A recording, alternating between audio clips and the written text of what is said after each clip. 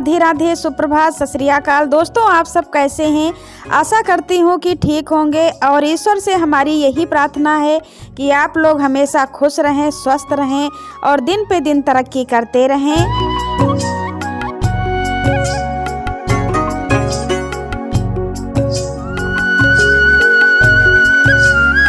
दोस्तों, आज के ब्लॉग की शुरुआत हम कर रहे हैं दोपहर से। तो सुबह का हमारा सारा काम हो गया है, खाना पानी भी हमारा हो गया है, सभी लोगों ने खा लिया है। तो अब हम झाड़ू लगा लेते हैं पूरे घर में। झाड़ू लगाने के बाद हम पोंछा लगाएंगे। सुबह सुबह इतनी ज़्यादा ठंड होने लगती है तो सुबह पोंछा नहीं लगा पाते हैं। तो दोपहर में जब खाना पानी हमारा हो जाता है तभी हम झाड़ू पोंछा करते हैं।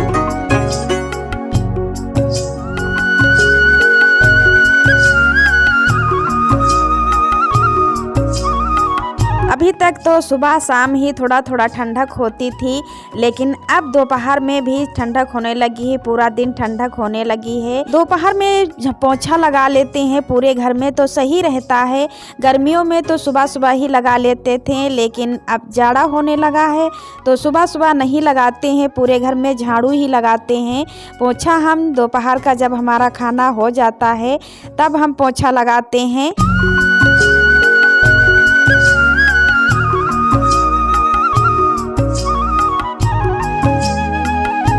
वैसे तो हम गरम ब्लाउज सुबह ही पहनते थे, सुबह शाम ही पहनते थे, लेकिन अब पूरा दिन ठंडक होने लगी है तो पूरा दिन हमें फुल ब्लाउज पहनना पड़ता है। और स्वेटर अभी नहीं पहनते हैं दिन में, लेकिन ये गरम ब्लाउज है तो इसे हम पूरा दिन पहने रहते हैं।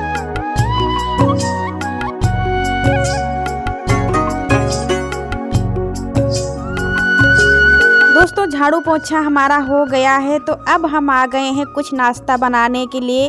तो आज हम चाय वाला नाश्ता बनाएंगे। तो हमने यहाँ गेहूं का आटा लिया है, गेहूं के आटे से ही बनाएंगे। गेहूं का आटा सेहत के लिए फ़ायदेमंद होता है और मैदा से बनाई हुई चीज़ सेहत के लिए नुकसानदायक होती हैं, तो हम गेहूं के आटे से ही बनाएंगे।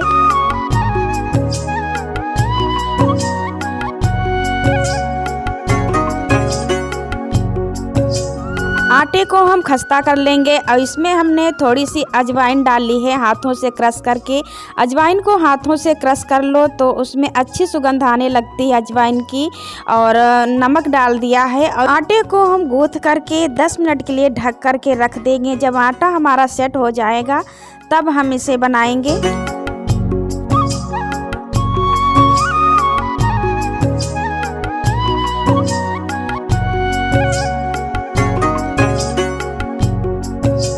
दोस्तों, चाय के साथ कोई भी नाश्ता बना करके अगर रख दो तो सही रहता है। जब चाय हमें देनी होती तो सोचना नहीं पड़ता है कि चाय खाली है, चाय के साथ क्या दूं। और लंबा परिवार होता है तो नमकीन बिस्किट कितना खरीद करके लाओ, अगर कोई सामान बना करके रख दो, कोई नाश्ता बना करके अगर रख दो तो आसान रहता है चाय के साथ। और घर की बनाई हुई चीज़ नुकसान नहीं करती है और जो बाहर की चीज़ होती है वो हमारे शरीर को बहुत ही नुकसानदायक होती है। तो हम चाय के साथ आज बनाने वाले हैं नमक पारे। कहीं कहीं इसे सेमी भी बोला जाता है और कहीं कहीं नमक पारे भी बोला जाता है। तो खस्ते कुरकुरे नमक पारे हम बनाएंगे।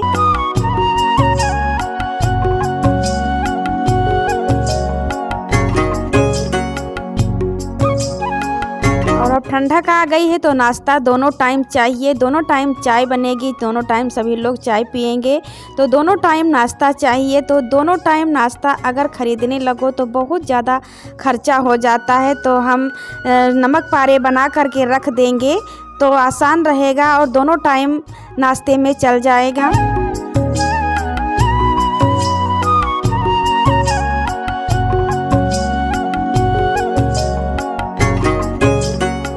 गर्मियों में तो एक बार ही चाय पी जाती है, सुबह सुबह ही केवल, लेकिन अब सर्दी आ गई है तो सर्दी में तो दोनों टाइम चाय पीने का मन करता है। दोनों टाइम पहले चाय पी जाएगी, उसके बाद खाना खाया जाएगा।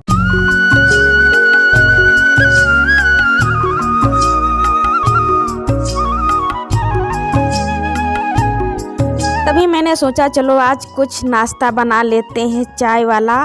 तो मैंने सोचा क्या बनाया जाए, तो हमने सोचा चलो आज नमक पारे ही बना लेते हैं, कुरकुरे कुरकुरे खस्ता नमक पारे। तो देखिए हमारे नमक पारे कितने अच्छे फूल करके ऊपर आ गए हैं। बहुत लोगों का कहना होता है कि जो हम नमक पारे बनाते हैं तो फूलते नहीं अच्छी तरह से हैं, लेकिन जो हमने ये नमक पारे बनाए हैं ये बहुत अच्छी तरह से फूल गए हैं।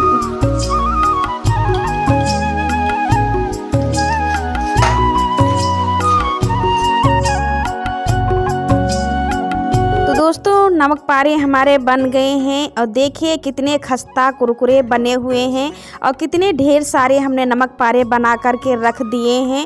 तो दोस्तों आप लोग भी आइए हमारे घर और गर्मा गर्म चाय पीजिए, उसके साथ ये कुरकुरे कुरकुरे नमक पारे भी खाइए और खा करके हमें बताइए कि हमारे नमक पारे कैसे बने हुए हैं।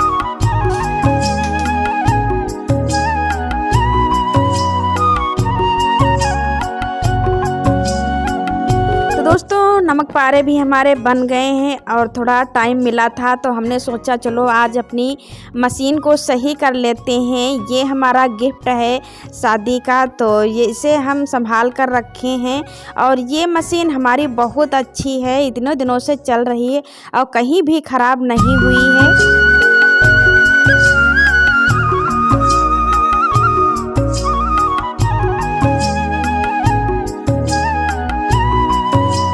काफ़ी दिन हो गए थे तो मशीन को हमने साफ़ नहीं किया था, तो हमने सोचा चलो आज इसे खोल करके पूरी मशीन हम अच्छी तरह से साफ़ कर देते हैं।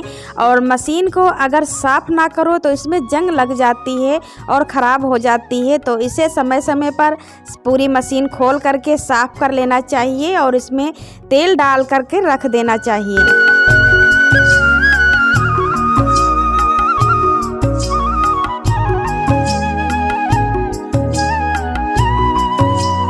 कुछ हमें सिलना भी था तो हमने सोचा आज हम सिलाई नहीं करेंगे, मशीन को हम पूरा खोल करके उसे साफ़ करके और उसमें तेल डाल देंगे। जब अच्छी तरह से चलने लगेगी तब हम सिलाई करेंगे। चलती तो हो लेकिन जब सफाई कर दो मशीन की तो अच्छे से चलने लगती है। जब सिलाई करो तो धागा कटता है, कपड़ा कटता है, तो उसका सब वही कतरन मशीन में जाके जम जाता है और मशीन हमारी जाम हो जाती है। जब मशीन जाम हो जाती है तब ये चलती नहीं है, कहीं धागा टूटता है तो कहीं टाइट चलने लगती है।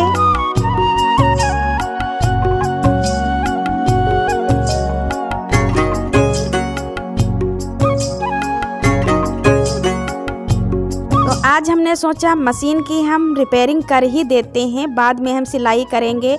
तो पूरी मशीन को हमने खोल लिया है और इसे ब्रश से अच्छी तरह से साफ़ कर लिया है और इसमें हम तेल लगाते जा रहे हैं। जो पुर्जा जहाँ का हमने खोला है वहीं पे हम फिर से सेट कर देते हैं।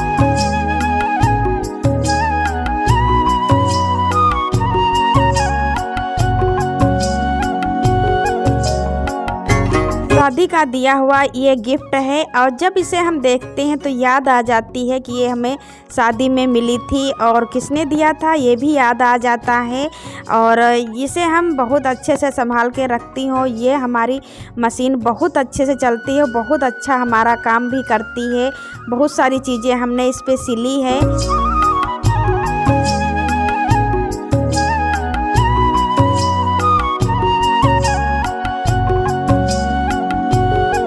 पहले तो हम मशीन को खोलना नहीं जानते थे, चलाना भी नहीं जानते थे।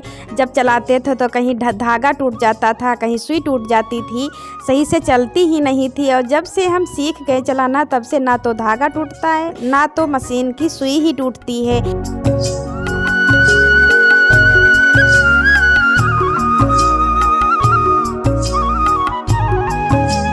पहली बार जब मशीन को हमने खोला तो मुझे डर लगता था कि कहीं ख़राब ना हो जाए। और इसे हमने खोल तो दिया है लेकिन इसे हम सेट कैसे करेंगे, तो हमने एक एक पुर्जा खोला और एक एक पुर्जा जहाँ का हमने खोला वहीं साफ़ करके उसी जगह लगा दिया।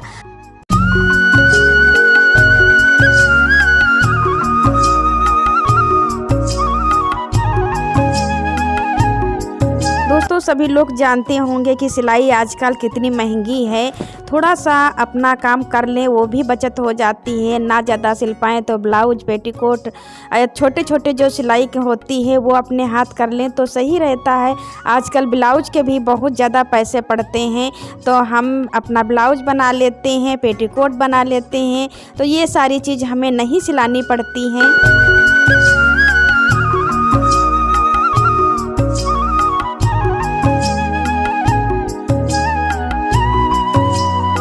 दोस्तों मशीन हमारी अच्छे से साफ़ हो गई है। अब इसमें हम तेल भी डाल देते हैं और तेल डाल करके हम मशीन को रख देंगे।